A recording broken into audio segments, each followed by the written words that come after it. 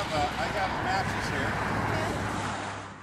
On Tuesday, January 17th, a group of 10 gathered in front of the Federal Bureau of Prison Detention Center in SeaTac, Washington, in support of Fathers Bill Bichsel, we know him as Bix, and Steve Kelley.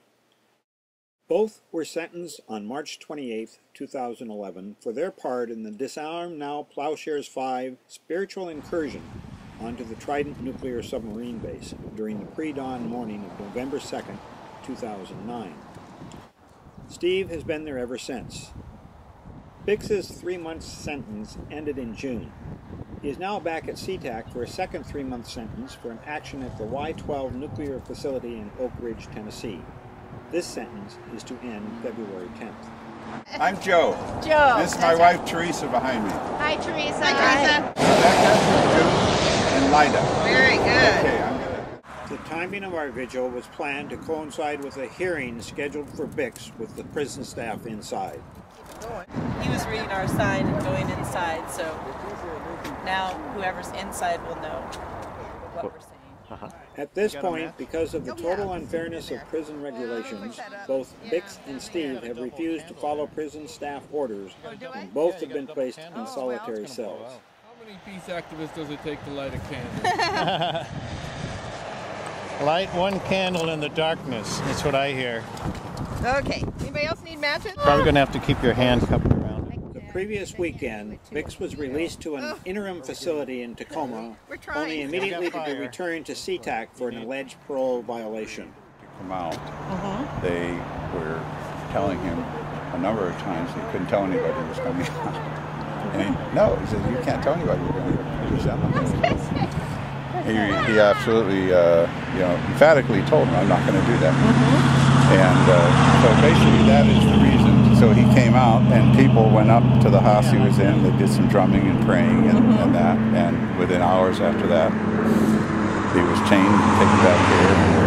So right now, 10:30 there's a meeting, some type of hearing to determine why he was brought back, which they knew really all along why they were going to bring him back, and he's going to say, I never told you, I wasn't going to tell anybody. Yeah. And so it was, when he came back then, he like Steve Kelley, just said, I'm going to not cooperate with what you're doing, and he was put in solitary.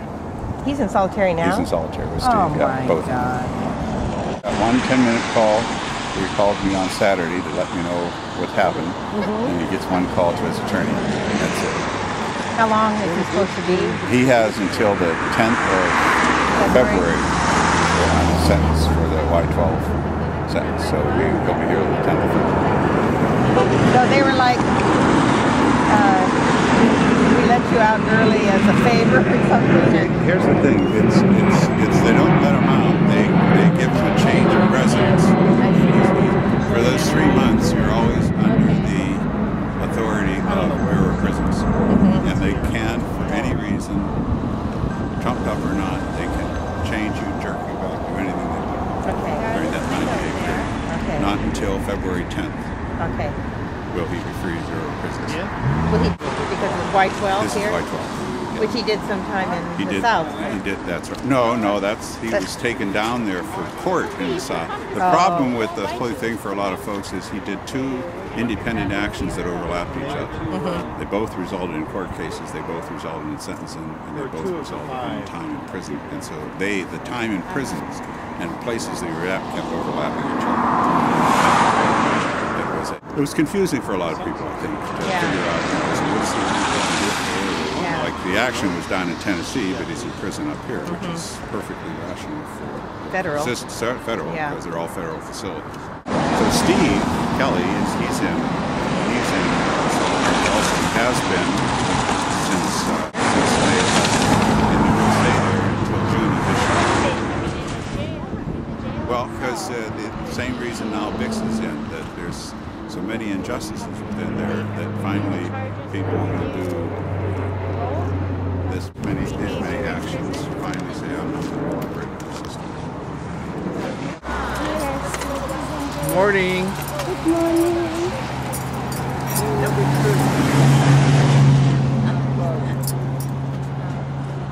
All right.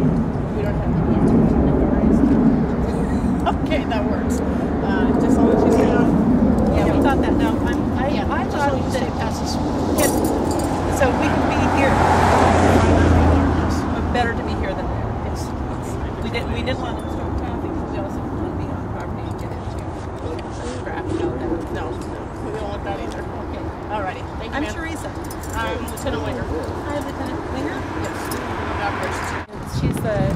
charge of the shift, so her job is to check out things such as this, which rarely happen. We actually made her day, huh? Well, I don't know if I'd say that. She said if there's no problem with us being here, it is true that being on that side of it is not a good idea. Okay. So on which side of what? This being on the sidewalk is no problem. Being on there would be a problem.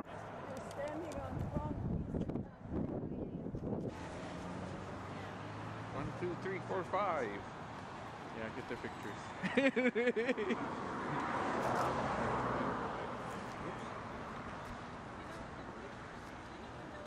Smile, you're on candid camera. Now they're taking pictures of us. So we gotta get June's number next time we need a banner. I couldn't stop him.